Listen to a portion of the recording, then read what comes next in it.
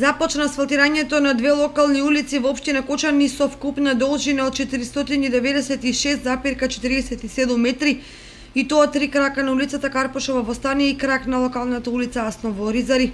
Вредноста на договорот е 5.466.638,86 денари со вклучен ДДВ, од кој средствата во висина од 4.300.510 денари се заштеда од реализацијата на подпроектот изградба на 10 улици во општина Кочани, а средствата во висина од 1.166.129 денари се општинско кофинансирање и ќе се обезбедат од буџетот на општина Кочани за 2018 година. Работите ги изведува градежното предпријатие Изгрев инженеринг Доел од Велес, избрано по спроведената тендерска процедура согласно правилата на Светска банка. Реализацијата на овој подпроект изградба на две улици во општина Кочани е според договорот за заем склучен помеѓу Меѓународната банка за обнова и развој и Република Македонија, а во врска со остварување на заштедата при реализација на подпроект изградба на 10 улици во општина Кочани помеѓу Република Македонија, Министерството за финансии и општина Кочани